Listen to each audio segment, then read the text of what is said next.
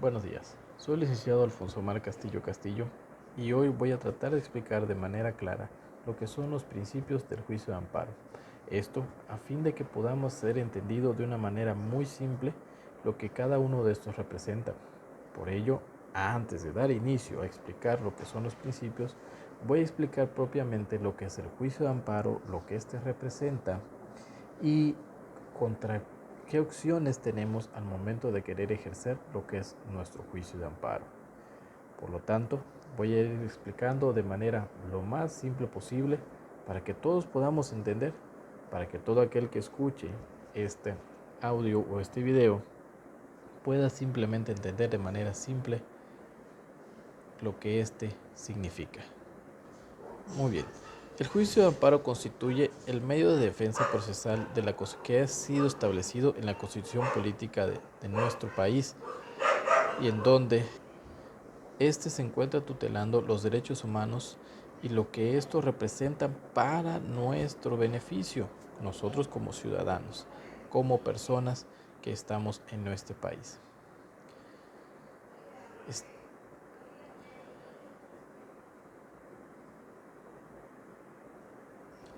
Cabe destacar que como nuestro país forma parte de diversos tratados internacionales, estos también formarán parte de la defensa de los derechos humanos que podremos establecer en nuestro juicio de amparo, ya que somos vinculados como uno mismo o parte de los tratados internacionales.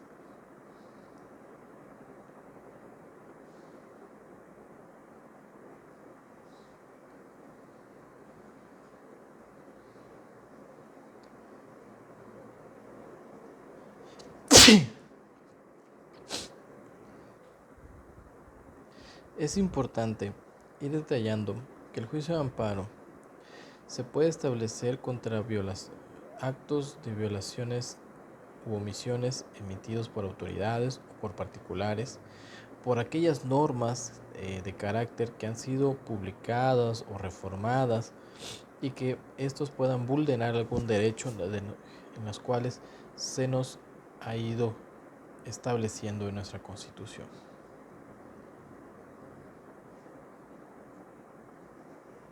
Cabe destacar que quizás en algún momento de nuestras vidas, si ya somos adolescentes o inclusive si somos jóvenes, ya adultos, hemos escuchado de hablar del juicio de amparo o del amparo. En muchas ocasiones se ha considerado que el juicio de amparo es un remedio para cualquier problema legal o un medio, dependiendo de quién lo esté utilizando, para dilatar un juicio de origen o un asunto legal en el cual esté él pasando. Este instrumento en muchas ocasiones ha sido utilizado no solamente por los particulares o abogados litigantes, sino también inclusive por autoridades públicas de justicia o inclusive de alguna institución en la cual se esté ejerciendo nuestro derecho en contra de ellos. Por lo general, cuando se ha escuchado o leído algo sobre el juicio de amparo, sin importar el medio por el cual nos enteramos, como puede ser a través del periódico, a través de alguna revista, a través de alguna red social o inclusive platicado entre personas, muchas veces de estas, la información que nos es proporcionada, no digo que siempre, vuelvo a reiterar, esta es incompleta o por completo errónea a lo que se establece o lo que es realmente un amparo. Cabe destacar que hasta el día de hoy nuestro sistema educativo no considera ir mencionándolo o formando a nuestros menores o a nuestros adolescentes en el conocimiento de actos importantes de nuestro sistema judicial, como lo es el juicio de amparo, ya que propiamente solo se le dejan aquellas materias que estén completamente vinculadas a un proceso judicial. La extensión del amparo en su ámbito protector lo hace un instrumento idóneo para resguardar lo que son los derechos de igualdad, de libertad, de seguridad jurídica y de propiedad, hablándose por nuestros bienes y por nuestra propia integridad, por nuestras familias, por aquellos actos que hayan sido cometidos en vulneración de nuestros derechos. Este recurso de amparo permite salvaguardar los derechos, como he mencionado en diversas ocasiones, los derechos humanos que han sido establecidos en nuestra Constitución y tratados internacionales. Todo esto ante eventualidades o actos de violación, los cuales se nos hayan cometido en detrimento de nuestro bienestar o de nuestra integridad. Es importante destacar que todos aquellos que forman parte del juicio de amparo son las siguientes personas y son los que van siempre a formar, de alguna manera, llegar a tener conocimiento de lo que es el amparo en los cuales nos encontremos tramitando. Ok, una de las partes que intervienen en este juicio de amparo es el quejoso o quejosa. Muy bien, este se conoce que es el titular del derecho subjetivo o de un interés legítimo, el cual es afectado por un acto o una omisión de la autoridad responsable o una norma que al momento de ser publicada o reformada causa un detrimento a nuestros derechos. Este punto es importante, ya que no solamente puede ser un acto que haya sido afectado directamente a nosotros al momento de que la autoridad, vamos a llamarle, de carácter, alguno de los tres poderes que establece que forman parte de nuestro país, llámese estatal, federal o municipal, sino que también por aquellas que fueron dictadas de forma genérica o general a través de nuestros diputados o de nuestros senadores. Por ello es importante, les repito, que estos actos pueden vulnerar desde el momento mismo de la creación de una ley o la reforma de una ley.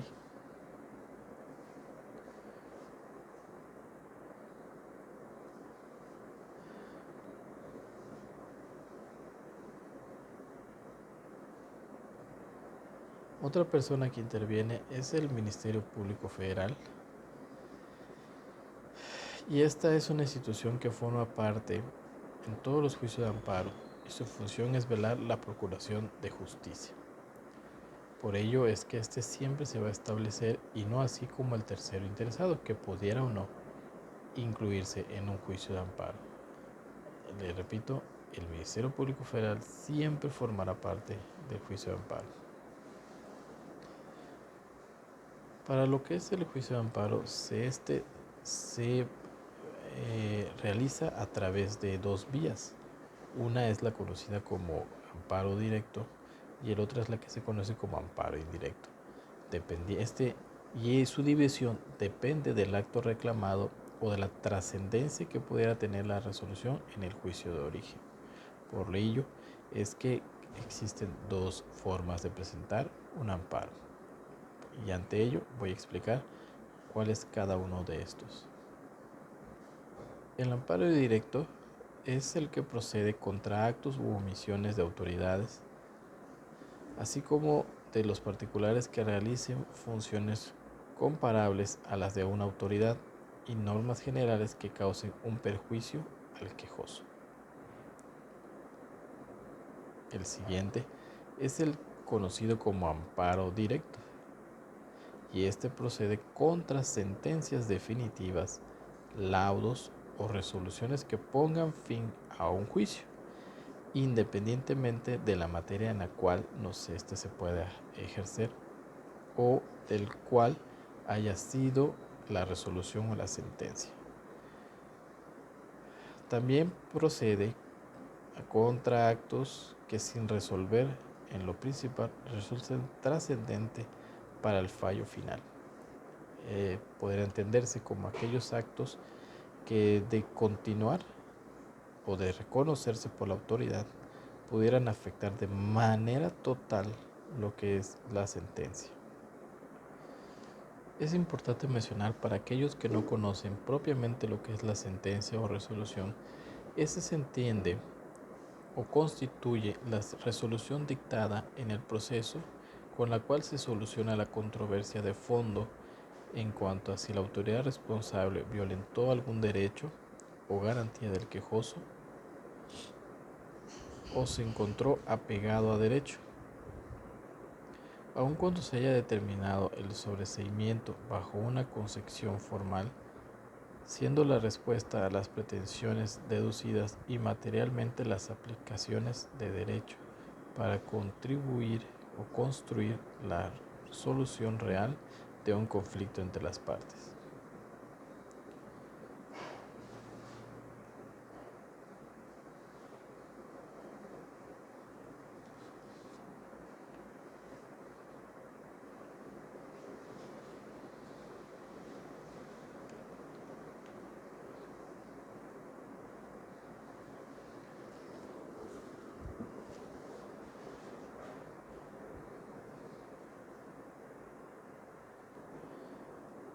Por ello, de tal forma que la sentencia se busca es resolver el conflicto a través de restituir o hacer respetar al quejoso o a quien tenga la razón, puede ser inclusive la autoridad responsable si es que así se resuelve, el derecho o derechos que se estima le fue o fueron violentados, cuyo contenido se funda en la justificación y comunicación sustentados en argumentación jurídica. En otras palabras, quien hizo valer más su derecho o de alguna manera tiene la razón legal del asunto o la controversia que se encuentra establecida en el juicio de amparo. Es importante mencionar que recientemente se han ido dictando lo que son jurisprudencias o se ha ido estableciendo una nueva forma de dictar sentencias o resolución de sentencias en los cuales, dependiendo el asunto o el caso, se pueda dar con medios más entendibles o formas en las más claras para poder expresar la resolución emitida. Como por ejemplo, cuando se trata de asuntos que tengan que ver con menores de edad, esta resolución que emitan los jueces podrá ser en un idioma, más que con un idioma, en un carácter que el menor, de ser así necesario, pueda entender qué es lo que se resolvió de manera total. Muy bien. Habiéndose explicado toda esta parte, ahora sí vamos a expresar lo que son los principios que se establecen en los juicios de amparo. Estos principios son los que deberán regir en todo momento el juicio de amparo, no solamente el inicio, en la parte intermedia o al final, ya que se esté estableciendo la resolución o la sentencia. Uno de los principios es el principio de instancia de parte. ¿Qué se entiende de este? Este se entenderá conforme a la cual el amparo solo puede ser promovido por la parte a quien le perjudique la ley, el tratado internacional, el reglamento o cualquier otro acto que se esté reclamando, y únicamente podrá seguirse por el agraviado, por su representante legal o su defensor, y no oficiosamente o a instancia del órgano de control de la constitucionalidad y legalidad de los actos de autoridad. ¿Qué se entiende? Que solamente quien promueva y a quien se le haya dado derechos para darle continuidad a este juicio son aquellos que podrán tener conocimiento de los mismos. Es importante mencionar que una vez emitida la sentencia, siempre se van a establecer lo que son medios públicos o un formato público de lo que es la sentencia emitida, pero solamente, le repito, en una forma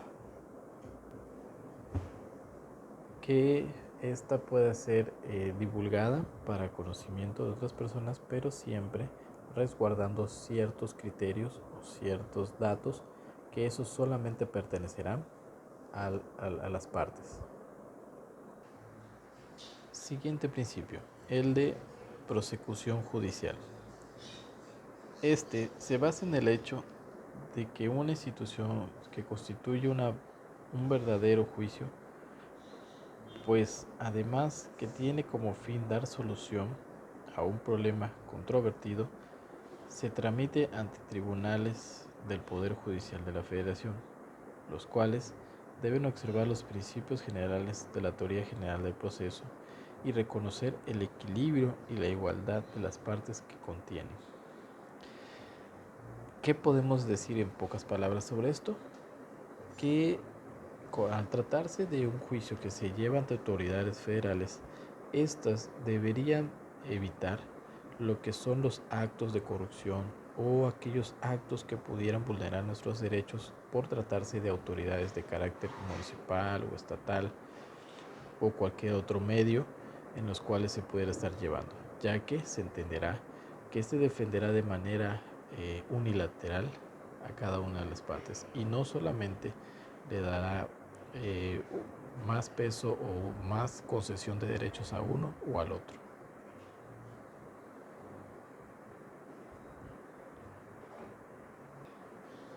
Siguiente principio, principio de agravio personal y directo. Este se refiere a la existencia de un menoscabo u ofensa que recae y se concreta en una persona física o moral determinada y que, sin ser necesariamente patrimonial, sea apreciable objetivamente y consista en una afectación real, no subjetiva, cuya realización sea pasada, presente o inminente, no simplemente eventual, aleatoria o hipotética. ¿Qué se puede entender en otras palabras de esto? Que lo que se esté reclamando sea algo que se pueda comprobar y que no solamente sea una suposición o algo que estemos inventándonos, sino que sea algo que realmente configure un agravio, realmente configure un daño hacia el quejoso. Siguiente principio es el de definitividad. Este se entenderá como la obligación que tiene el quejoso de agotar, siempre que no se esté en un caso de excepción, los recursos o medios de defensa que prevea la ley del acto a fin de revocar, modificar o nulificar la resolución reclamada antes de acudir a los tribunales de la Federación, pues de lo contrario, el juicio de garantía, juicio de amparo, será improcedente. En otras palabras, este quiere decir que antes de intentar ir a un juicio de amparo, se deberán de agotar todas aquellas que la ley a la que estemos o las leyes que estén regulando el acto que reclame se hayan agotado. Solamente aquellos no tendrán definitividad, aquellos que se traten de actos propiamente que se establezcan al momento de su creación, como por ejemplo la ley. Cuando se crean leyes y consideremos que esos están vulnerando nuestros derechos, evidentemente no habrá un medio anterior para poderlo reclamar, sino será directo el juicio de amparo. Siguiente principio, lo que es el principio de estricto derecho. Este se entenderá en el sentido que el juzgador del juicio de amparo tiene que limitarse a valorar la constitucionalidad del acto reclamado a la luz de los conceptos de violación exclusivamente y se trata en un recurso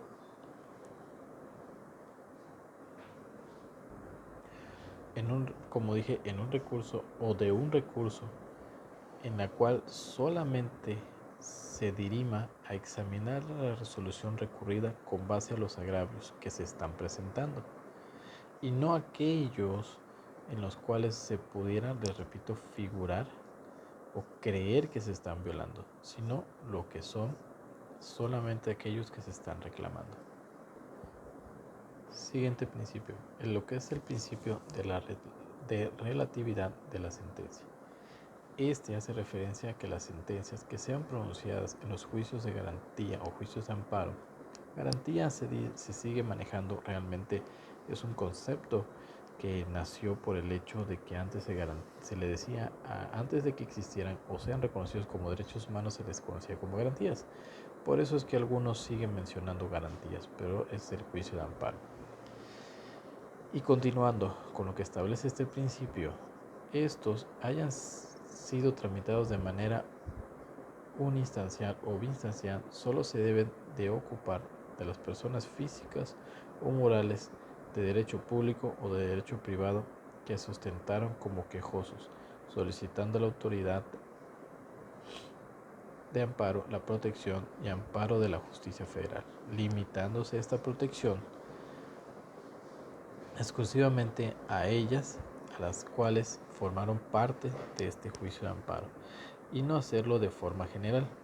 Cabe destacar que este también tiene sus acepciones cuando se vuelven jurisprudencias, lo cuales podrán dar protección de manera más general, si así lo queremos ver, a todos aquellos personas que consideren que ya se encuentran en ese mismo sentido de la sentencia emitida cuando, le repito, se convierta en una jurisprudencia.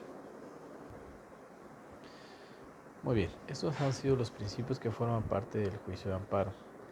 De manera adicional, es importante mencionar que una vez que se ha agotado con uno de los principios, lo que es el principio de definitividad, se podrá establecer lo que es el juicio de amparo o los cuales, para llevarse a cabo o para cumplir como requisitos principales en un escrito de amparo, son los siguientes. Deberán contener los requisitos que a continuación menciono. 1. El nombre y domicilio del quejoso y de quien promueve en su nombre. 2. El nombre y domicilio del tercero interesado, si es que, como mencioné, existiese este. 3. La autoridad responsable. 4. El acto reclamado. 5. La fecha en que haya notificado el acto reclamado al quejoso o aquella en la que hubiese tenido conocimiento del mismo. 6. Los preceptos que conforme a la fracción primera del artículo primero de la Ley de Amparo contengan los derechos humanos cuya violación se reclame. Y 7. Los conceptos de violación. Cabe destacar que estos se encuentran establecidos en el artículo 175 de la Ley de Amparo. Muy bien, espero que haya servido esta información y que de alguna manera sea entendible para todos aquellos que puedan escucharlo. Agradezco la atención prestada. Quedo de ustedes.